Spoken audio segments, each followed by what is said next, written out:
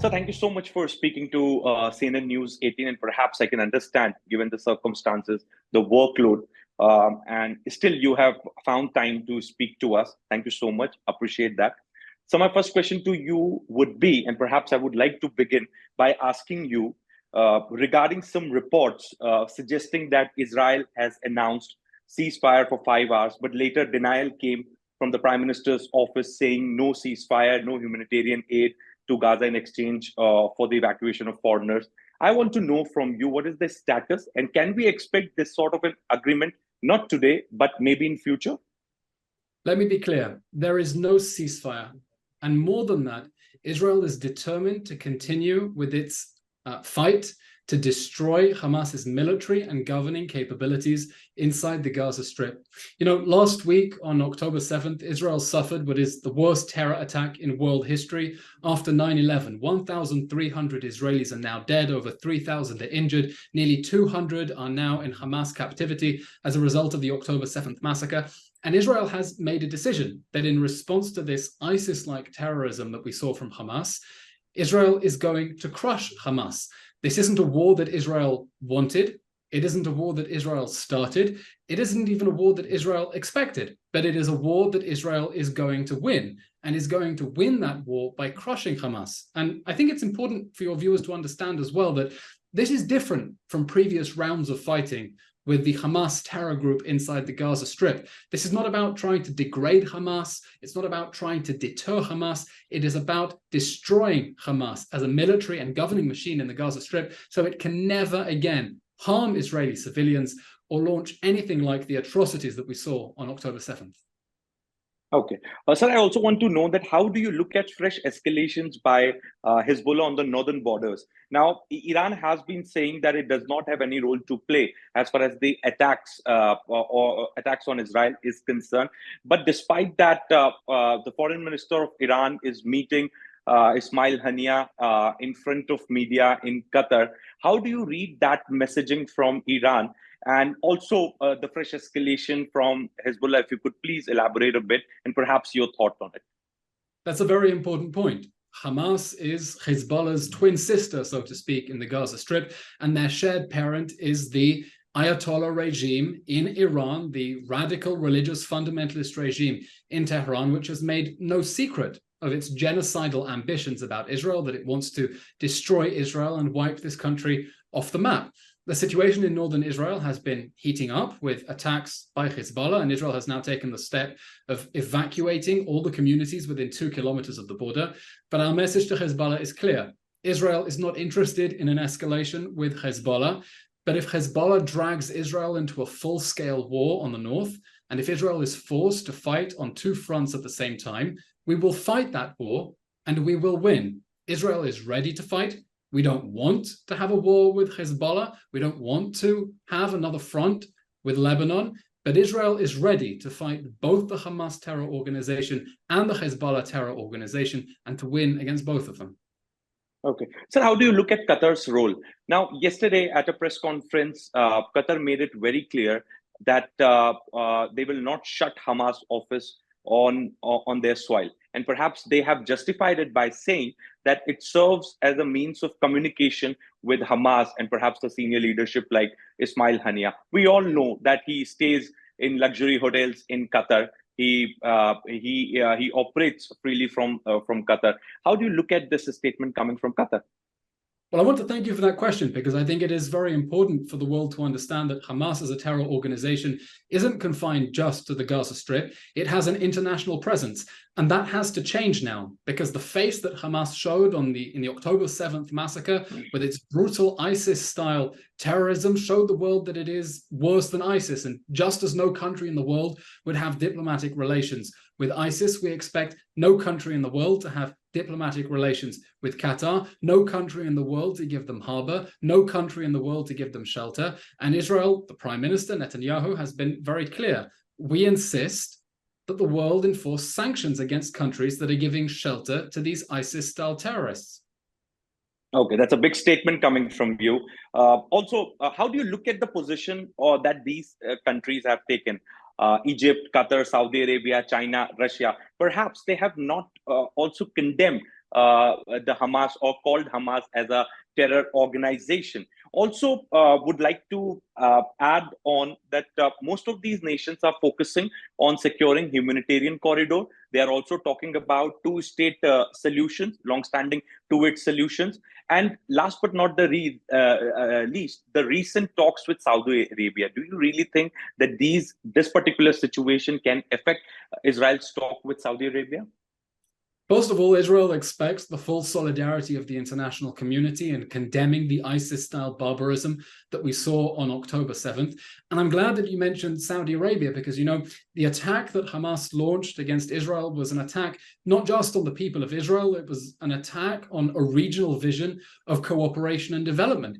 You know, it wasn't too long ago at the G20 summit that India announced the world announced a very ambitious project to connect India through Saudi Arabia, through Israel to the West, in order to export goods, in order to connect India more closely into the global economy. And this is a vision that Hamas is now trying to sabotage. We in Israel are very thankful for India's support. India has been a solid friend of the state of Israel. Prime Minister Modi, Prime Minister Netanyahu have been in very close touch. We support Prime Minister Modi. We thank him for his very generous support. But this was an attack not only against Israeli civilians, the 1,300 murdered, the over 3,000 butchered and injured, the 200 in captivity. This was also an attack on that regional vision of peace and normalization and prosperity and development. And that's why it's especially clear that we hear India's voice as well in condemning these atrocities.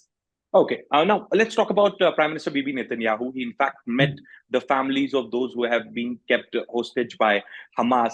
Do you have any plan in place to rescue those who have been kept hostage by Hamas? Or perhaps do you have, what is going to be the plan of action? Because whoever I'm speaking to in Israel, they say that the focus should be on rescuing people. So is it going to be through diplomacy or dialogue, or is it going to be through action on ground? Hamas holds nearly 200 Israelis hostage inside the Gaza Strip. We're talking about people from babies just a few months old to elderly people without their medication, probably gagged, bound, if not tortured and mutilated somewhere in a dungeon. And we demand their immediate and unconditional return, period. We want our hostages back, and Israel will do everything that it can in order to secure their safe release. These are our children, these are our parents, these are our brothers and sisters and grandparents.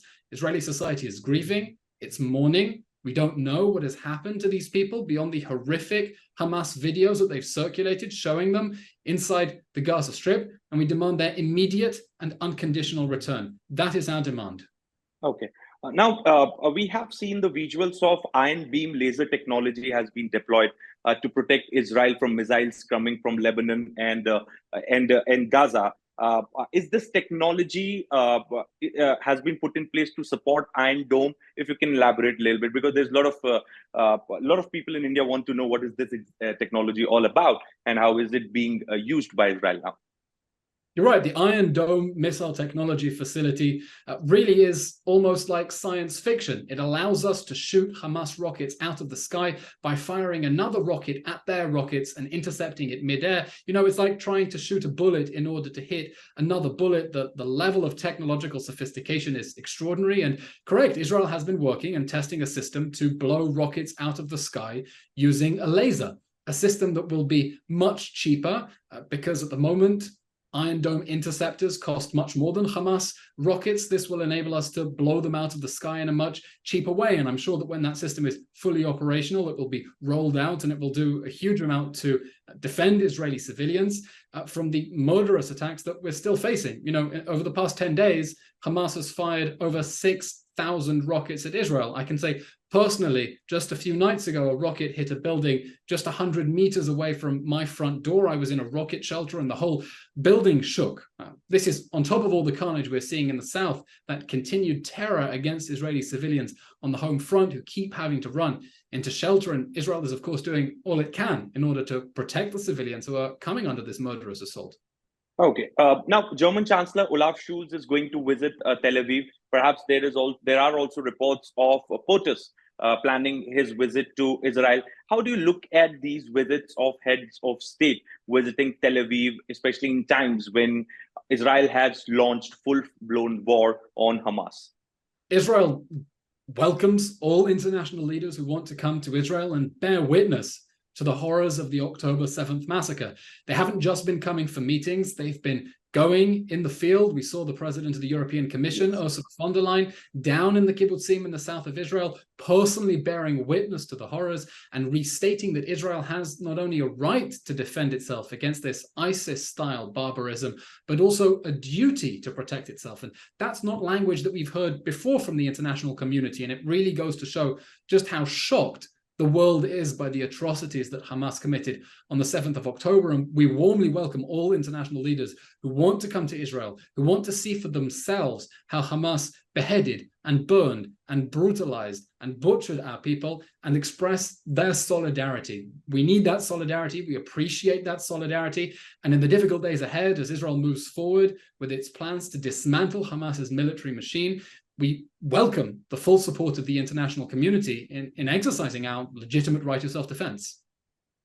Okay. Also, want to take this question since you are representing government of Israel. There has been a lot of criticism also in the local newspaper in Israel of the government's response on that particular day, especially the army's response. And also people are questioning that since even we in India look up to the Israeli technology, and in fact that the intelligence units failed that day, the army couldn't reach spot on time. Then the entire border mechanism that Israel has put in place, the security mechanism has failed. Do you think that it's a time for Israel to do deep introspection? How do you look at these reports appearing in the local newspaper in Israel?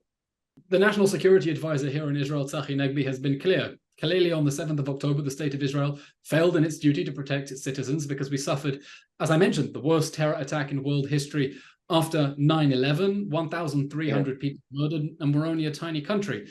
There will be a time for asking tough questions and analyzing exactly what went wrong, and we are already beginning to look into and understand how it's possible that we were surprised by such a horrific shock attack.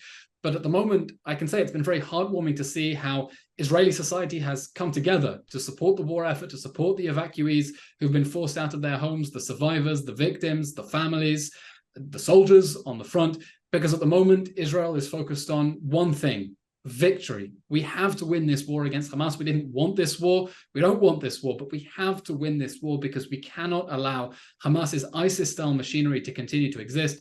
And after the war, after Israel's victory, I hope and I believe that Israeli society will continue in that same spirit of unity to ask questions about how we move forward and how we build a stronger, more resilient society. But until then, we have to win this war against Hamas. Okay, so my last question, this one is related to my country. A lot of love and solidarity is pouring on Israel from India, especially. Prime Minister Modi and Prime Minister Netanyahu have spoken to each other. Perhaps India has also stated the position condemning the Hamas and perhaps calling it a terrorist strike. But as far as the citizens in India are concerned, a lot of love and solidarity is pouring in. Solidarity marches are being carried out all across the country. In the cricket stadium, people are holding a placard in solidarity with Israel. I want your quick reaction on the love that India is sending to people of Israel.